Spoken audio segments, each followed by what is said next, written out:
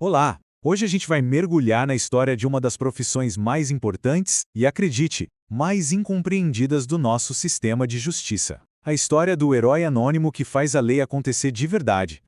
Pois é, quem será essa pessoa? A resposta para essa pergunta nos leva a uma profissão que exige uma coragem e uma responsabilidade gigantescas, muitas vezes de um jeito que a maioria de nós nem imagina. Então, para a gente entender o oficial de justiça de hoje, a gente precisa voltar no tempo. E voltar bastante, viu? Nossa história começa muito antes do Brasil ser Brasil, lá na Idade Média. É lá que a gente encontra a origem de tudo, na figura do meirinho. E olha que interessante, a palavra meirinho vem no latim maiorinus, que significa o maior, já mostrando o peso do cargo. Essa função evoluiu, atravessou o oceano e se firmou aqui no Brasil colônia.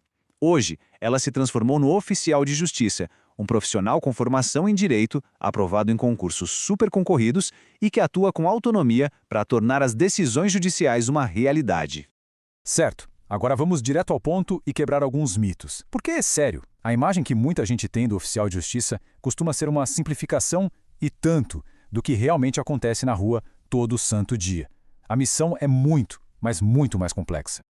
O ponto principal é o seguinte: ele não é um mero entregador. O oficial de justiça cumpre ordens judiciais com o que a gente chama de fé pública. Isso significa que os seus atos são considerados verdade perante a lei. É algo muito sério. E aquela ideia de ser a longa manus, a mão do juiz, também não é bem por aí. Ele não é uma extensão do juiz, mas sim um representante autônomo do poder judiciário. Seja nas grandes cidades ou nos lugares mais distantes do país, como aqui no Pará, com suas dimensões continentais, é a presença do oficial de justiça que garante que uma sentença não fique só no papel. Ele é o elo vital entre a decisão do juiz e a aplicação dela no mundo real. E o que isso significa na prática, no dia a dia? Significa realizar atos de altíssima complexidade. A gente está falando de prisões, de penhora de bens, de reintegrações de posse e, olha só que crucial, do afastamento de agressores em casos de violência doméstica. Cada uma dessas ações exige não só conhecimento técnico, mas também coragem e muita sensibilidade. E a profissão não parou no tempo. Mais recentemente, o oficial de justiça ganhou um novo papel, super importante, o de agente de pacificação. Como ele é o primeiro contato do judiciário com as pessoas do processo, ele agora tem a tarefa de estimular a conciliação, ajudando a resolver os conflitos de uma forma mais rápida e mais humana. Mas estar nessa linha de frente tem um preço, e é aqui que a história ganha contornos bem mais dramáticos. O dia a dia desses profissionais é marcado por desafios e perigos que pouca gente faz ideia. Essa frase, retirada de um estudo com a categoria, é impactante. Ela resume a tensão constante de cada dirigência. Já pensou sair de casa para trabalhar sem saber se o dia vai terminar num diálogo ou num confronto extremo? Pois é, essa é a realidade. E essa tensão constante tem consequências bem graves. Um estudo revelou um número que, sinceramente, assusta. Mais de 40% dos oficiais de justiça pesquisados apresentavam transtornos mentais. Isso mostra o impacto direto que o estresse e o risco da profissão têm na saúde deles. Os riscos são muitos e constantes. Ameaças, agressões, assaltos.